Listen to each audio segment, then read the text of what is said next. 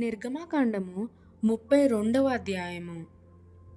మోషే కొండ దిగకుండా తడువు చేయుట ప్రజలు చూచినప్పుడు ఆ ప్రజలు అహరోను నొద్దకు కూడివచ్చి, లెమ్ము, మా ముందర నడుచుటకు ఒక దేవతను మా కొరకు చేయుము. ఐగుప్తులో నుండి మమ్మను రప్పించిన ఆ మోషే అనువాడు ఏమాయనో మాకు తెలియదని అతనితో చెప్పిరి. అందుకు అహరోను, మీ భార్యలకు, మీ కుమారులకు, మీ కుమార్తెలకు చెవులనున్న బంగారు పోగులను తీసి నా యొద్దకు తెండని వారితో చెప్పగా, ప్రజలందరూ తమ చెవులనున్న బంగారు పోగులను తీసి అహరోను నొద్దకు తెచ్చిరి. అతడు వారి యొద్ద వాటిని తీసుకొని పోగరుతో రూపమును ఏర్పరిచి దానిని పోతపోసిన దూడగా చేసెను. అప్పుడు వారు, ఓ ఇజ్రాయేలు, ఐగుప్తు దేశంలో నుండి నిన్ను రప్పించిన నీ దేవుడు ఇదే అనిరి. అహరోను అది చూచి దాని ఎదుట ఒక బలిపీఠము కట్టించెను. మరియు అహరోను రేపు యెహోవాకు పండుగ జరుగునని చాటింపగా, మరునాడు వారు ఉదయమున లేచి దహన బలులను, సమాధాన బలులను అర్పించిరి. అప్పుడు జనులు తినుటకును త్రాగుటకును కూర్చుండి ఆడుటకు లేచిరి. కాగా యెహోవా మోషేతో ఇట్లనెను, నీవు దిగి వెళ్ళుము, ఐగుప్తు దేశము నుండి నీవు రప్పించిన నీ ప్రజలు చెడిపోయిరి. నేను వారికి నియమించిన త్రోవ నుండి త్వరగా తొలగిపోయి తమ కొరకు పోతపోసిన దూడను చేసుకొని దానికి సాగిలపడి బలినర్పించి, ఓయి ఇజ్రాయేలు, ఐగుప్తు దేశము నుండి నిన్ను రప్పించిన నీ దేవుడు ఇదే అని చెప్పుకొనిరనెను. మరియు యెహోవా ఇట్లనెను, నేను ఈ ప్రజలను చూచి ఉన్నాను. ఇదిగో, వారు లోబడనొల్లని ప్రజలు. కావున నీవు ఊరుకుండుము, నా కోపము వారి మీద మండును.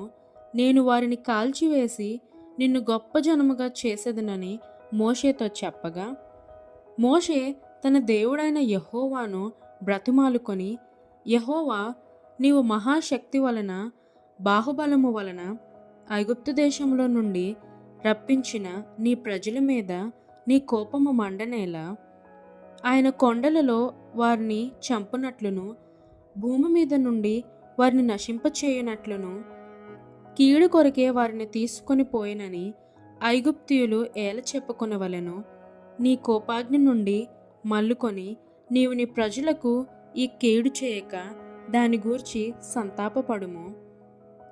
నీ సేవకులైన అబ్రహామును, ఇస్సాకును, ఇజ్రాయేలును జ్ఞాపకము చేసుకున్నము. నీవు వారితో ఆకాశ నక్షత్రముల వలె మీ సంతానము అభివృద్ధి చేసి, నేను చెప్పిన ఈ సమస్త భూమిని మీ సంతానమునకిచ్చేదననియు, వారు నిరంతరము దానికి హక్కుదారులగుదురనియు వారితో నీ తోడని ప్రమాణము చేసి చెప్పితివనెను. అంతటి యెహోవా తన ప్రజలకు చేసేదనని చెప్పిన కీడును గూర్చి సంతాపపడెను. మోషే శాసనములు గల 2 పలకలను చేత పట్టుకొని కొండ దిగి వచ్చెను. ఆ పలకలు ఇరుప్రక్కలను వ్రాయబడినవి. అవి ఈ ప్రక్కను ఆ ప్రక్కను వ్రాయబడి ఉండెను. ఆ పలకలు దేవుడు చేసినవి. ఆ పలకల మీద చెక్కబడిన వ్రాత దేవుని చేవ్రాత.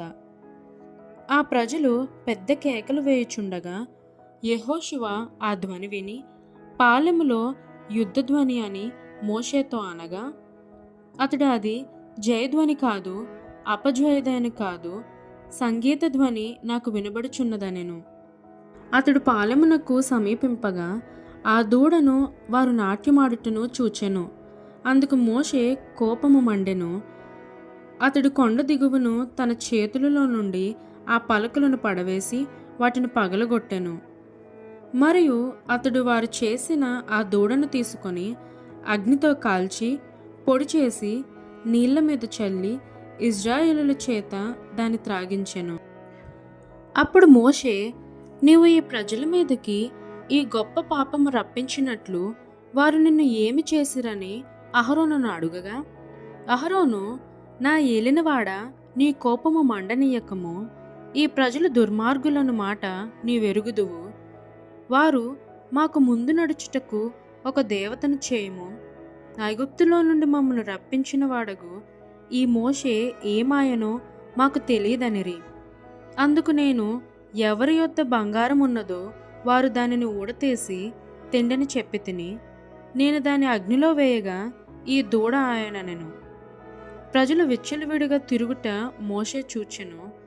వారు విరోధులలో వారికి ఎగతాళి కలుగునట్లు అహరోను విచ్చలవిడిగా తిరుగుటకు వారిని విడిచిపెట్టి ఉండెను. అందుకు మోషే పాలెం యొక్క ద్వారమును నిలిచి, యెహోవా పక్షముననున్న వారందరూ నా యొద్దకు రండి అనగా, లేవీయులందరూ అతని యొద్దకు కూడి వచ్చిరి. అతడు వారిని చూచి, మీలో ప్రతివాడును తన కత్తిని తన నడుమును కట్టుకొని పాలెములో ద్వారము నుండి ద్వారమునకు వెళ్ళుచు, ప్రతివాడు తన సహోదరుని, ప్రతివాడు తన చెలికానిని, ప్రతివాడు తన పొరుగువానిని చంపవలెనని ఇశ్రాయేలుల దేవుడైన యెహోవా సెలవిచ్చుచున్నాడనెను. లేవీయులు మోషే మాట చొప్పున చేయగా, ఆ దినమున ప్రజలలో ఇంచుమించు 3,000 మంది కూలిరి.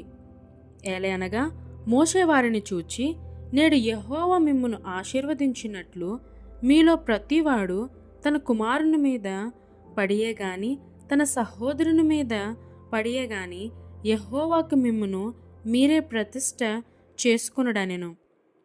మరునాడు మోషే ప్రజలతో, మీరు గొప్ప పాపము చేసితిరి గనుక యెహోవా యొద్దకు కొండ ఎక్కి వెళ్ళెదను.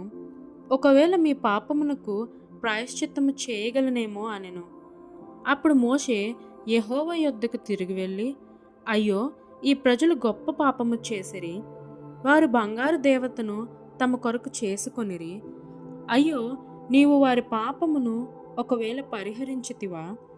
లేని ఎడల నీవు వ్రాసిన నీ గ్రంథంలో నుండి నా పేరు తుడిచివేయమని బ్రతిమాలుకొనుచున్నానెను.